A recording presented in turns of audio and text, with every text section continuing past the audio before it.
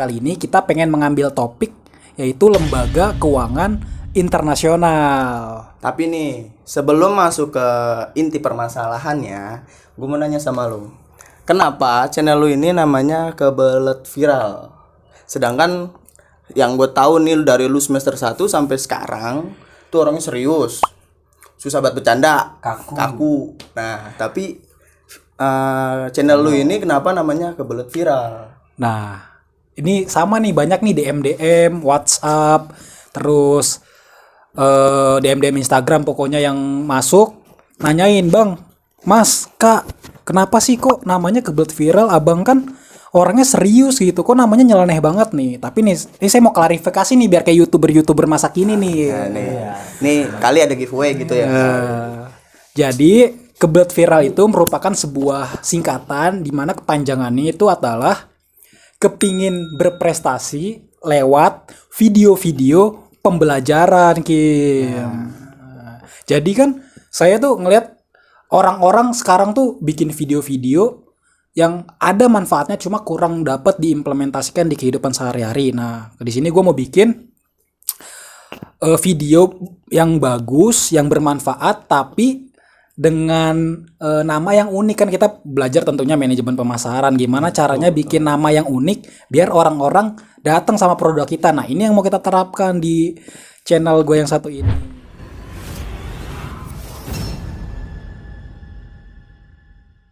Yang pertama, IMF atau International Monetary Fund. Didirikan pada tahun 1947 di Amerika Serikat atau di Washington DC. Di mana pada saat ini sampai sekarang jumlah anggotanya itu ada 188 negara anggota, di mana Indonesia termasuk di dalamnya. Indonesia sendiri bergabung ke IMF itu pada periode awal 1950-an lah, atau ya setelah pasca kemerdekaan, di mana latar belakangnya itu Indonesia membutuhkan sejumlah dana untuk memperbaiki sektor-sektor perekonomian atau sektor lainnya setelah memenangkan perang dengan sekutu Belanda, Jepang, dan lain sebagainya. Makanya Indonesia bergabung dengan IMF untuk memperoleh dana segar tersebut. Nah, kita punya sebuah artikel dari CNBC Indonesia di mana kita mau menganalisisnya tentang pembahasan artikel ini tuh gimana sih. Nah, jadi ada artikel dari CNBC itu, Corona hantui banyak negara, IMF siap beri utang 14.000 triliun rupiah. Bukan uang yang sedikit ini ya di dalam tingkatan sebuah negara. Nah, Kim, menurut lo tentang artikel ini, 14.000 triliun itu bukan nilai yang sedikit loh. Pendapat lo gimana tentang CNBC? Kalau misalkan dari laporan yang kita tahu dari CNBC ini, untuk pengalokasian dana ini tuh harus sesuai gitu loh, maksud gua. Pemerintah itu harus tahu gimana caranya untuk menaikkan perekonomiannya lagi, karena uang 14 triliun ini kan bukan uang yang sedikit gitu loh kan. Betul. Jadi kita tuh harus pas nih, tepat sasaran. Contohnya untuk kesehatan, Betul.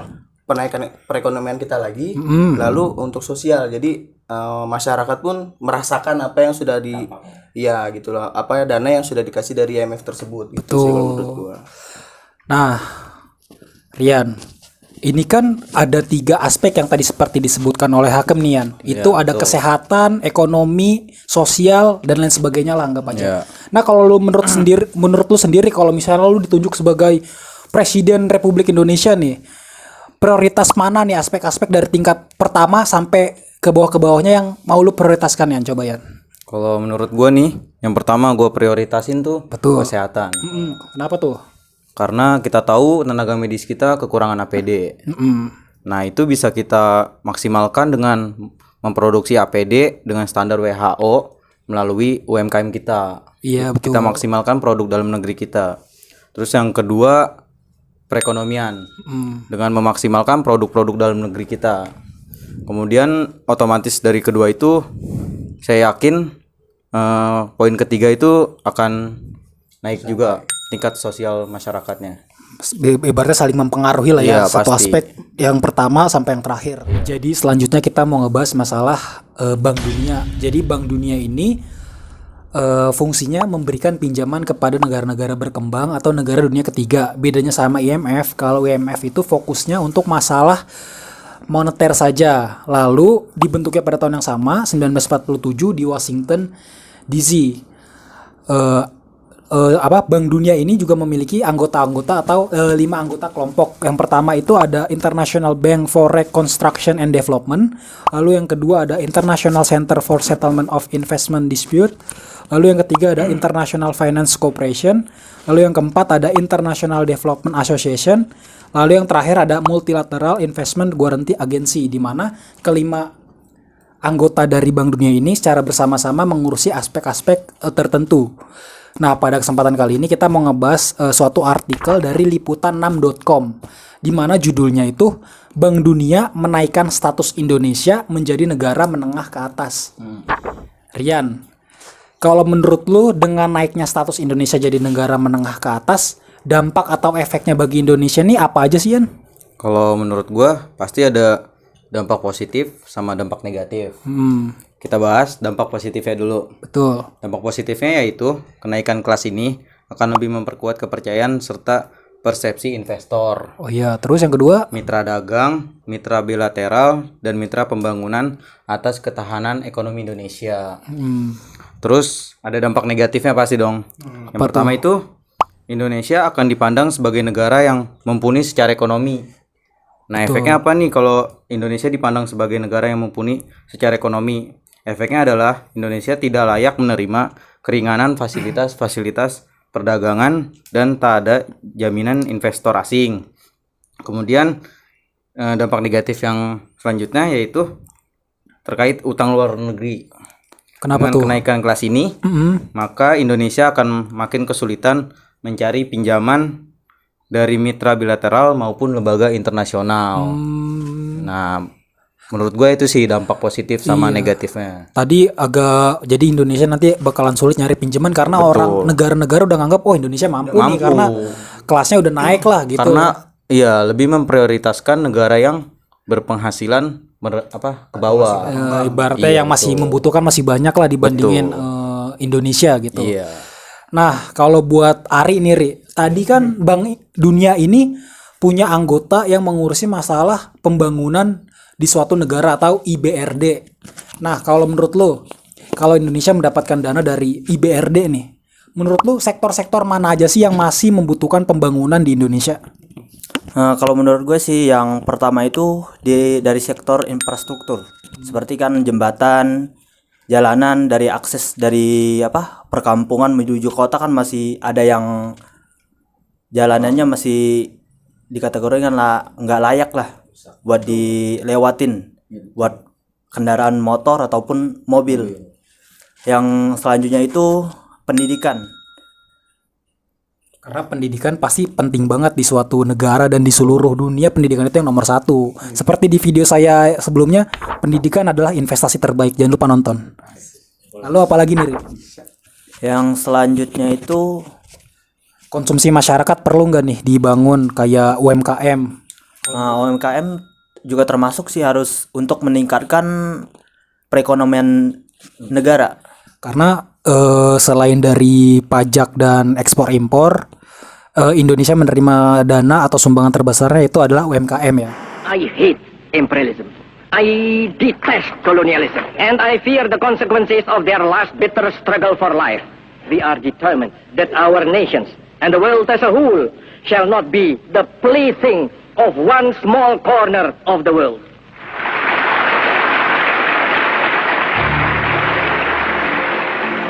Shortly afterwards, Britain moves to form the new state of Malaysia on Indonesia's border. Sukarno is not consulted. Incensed, he launches a military campaign against British forces to crush Malaysia. Setelah Bank Dunia dan IMF, maka lembaga keuangan yang terakhir yaitu Asia Infrastructure Investment Bank atau AIIB. AIIB ini dibentuk untuk membangun pengembangan infrastruktur di kawasan Asia Pasifik di mana pengusulnya ini yaitu Presiden Cina Xi Jinping dengan 22 negara yang menandatangani MOU kecuali Amerika dan Jepang. Kenapa Amerika dan Jepang tidak ikut menandatangani? Karena ada kepentingan politik dan sosial, karena petinggi-petinggi atau pejabat-pejabat pemerintahan di Amerika dan Jepang itu memiliki sentimental tersendiri oleh Cina, makanya mereka tidak mau ikut ambil andil dalam pembentukan AIIB ini. Terus latar belakang kedua adalah Asia itu membutuhkan dana 800 miliar dolar Amerika, di mana dana ini tuh sangat tidak cukup untuk jika hanya mengandalkan Bank Dunia dan IMF saja, makanya terbentuklah AIIB. Lalu yang paling penting itu pemerintah Cina ini ingin menghidupkan kembali kejayaan masa lalu mereka, yaitu mereka ingin membangun jalur sutra di mana ada jalur darat dan jalur laut yang menghubungkan antara negara-negara untuk membangun perekonomian yang sangat kuat. Nah, Kim, kalau menurut lo melihat jalur sutra ini, apakah pembangunan jalur sutra nantinya hanya akan menguntungkan Cina atau akan menguntungkan negara-negara yang dilewati oleh jalur sutra tersebut? Menurut lo gimana, Kim? Kalau menurut gue sendiri, kita lihat tadi benar ada dua kemungkinan. Yang pertama akan menguntungkan Cina dan yang kedua akan menguntungkan negara-negara yang dilewati oleh jalur sutra ini. Betul. Tapi untuk Indonesia sendiri, kita tahu mungkin sebelum ada jalur sutra, Iya. produk-produk Cina tuh sudah banyak yang masuk di Indonesia kan. Jadi produk-produk lokal yang di kita itu kalah bersaing. Sangat mendominasi Iya. sekali ya. Lalu gimana caranya agar kita bisa bersaing atau maksudnya produk lokal ini tidak mendominasi produk lokal yang ada di Indonesia? Iya, betul sekali. Apa di sini adalah faktor pemerintah. Pemerintah harus Ambil andil. ya ambil andil karena kita balik lagi kalau misalkan pemerintah tidak ambil andil dalam pembangunan atau produk lokal ini, Betul. mungkin ya Ada ketimpangan lah ya. ya mungkin produk lokal di Indonesia mungkin tidak ada lagi gitu loh. Wah, Maka mungkin punah ya. Ya. Bisa jadi punah. Bisa jadi kita cuma menggunakan produk impor dari Cina aja, Nah. dan itu akan menguntungkan pihak Cina dan merugikan pihak Indonesia. Betul banget. Makanya pemerintah harus turut andil ketika pembangunan ini berjalan, maka pemerintah juga harus membangun sistem di Indonesia juga dikuatkan. Bagaimana nanti ketika pembangunan ini udah jadi, ya perekonomian Indonesia itu mau dibawa kemana? Apakah hanya menjadi jalur yang dilewati saja atau akan mengambil keuntungan dari adanya kesempatan ini dengan memperkenalkan produk-produk kita di mata dunia? Iya. Nah, di sini juga ada Ari nih, dia bergerak di bidang retail, pemasaran, penjualan produk-produk nih. Kalau menurut lu, Ri, selama lu menjual produk antara produk luar negeri dan produk-produk dalam negeri, yang mana sih kalau menurut lu yang lebih unggul? Apakah produk dalam negeri selama ini yang penjualannya banyak, atau produk dalam negeri juga bisa bersaing lo, atau sama aja sih kalau menurut lo? Gimana, Ri? Kalau menurut gue sih untuk dari segi kualitasnya, produk lokal itu sama produk luar negeri itu nggak kalah. Ya kalah kualitasnya lah. Kualitasnya nggak kalah lah.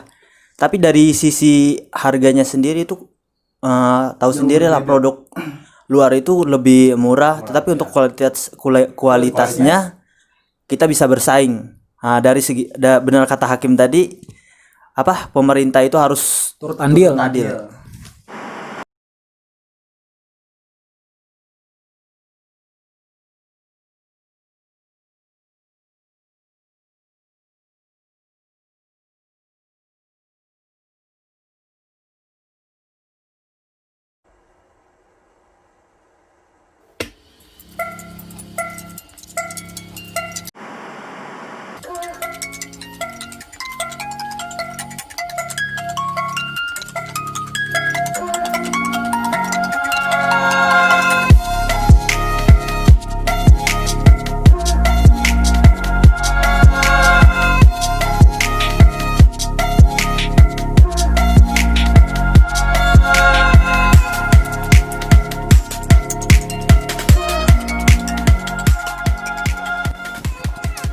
Naon nasi nom, sehat, nikmat, hemat. Sekian penjelasan singkat dari kami mengenai IMF, World Bank, AIB, dan lain sebagainya.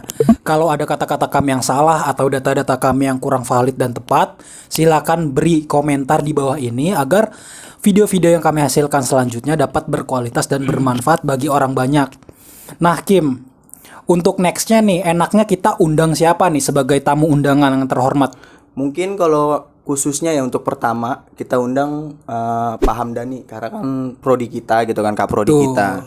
Lalu ada sekprodinya yaitu Bapak Hendy gitu kan. Dan itu sih menurut gue yang untuk utamanya gitu sih. Oke. Kalau dari buat Luri, kita mau undang siapa nih nextnya? Kalau gue sih Ibu Lis Dewi. Kalau buat Bang Aldo kita undang siapa nih Bang? Undang Bapak Ali Nasution. Nah kalau buat Rian kita mau undang siapa nih Yan? Undang Ibu Humairo. Nah, atau kita dapat undang dosen-dosen khususnya di Fakultas Ekonomi Universitas Muhammadiyah Tangerang. Nah, pokoknya jangan lupa like, komen, dan subscribe video ini ke teman-teman kalian, ke mahasiswa-mahasiswa lain yang ada di Indonesia, agar dapat menyalurkan ilmu yang kami sampaikan ini. Dan jangan lupa untuk teman-teman hakim, mahasiswa-mahasiswa di seluruh Indonesia, anggota-anggota organisasi, himpunan-himpunan mahasiswa, karena di sini ada anggotanya yang mempunyai beban moral untuk mendapatkan 500 like. Kurang lebihnya kami mohon maaf. Assalamualaikum warahmatullahi wabarakatuh.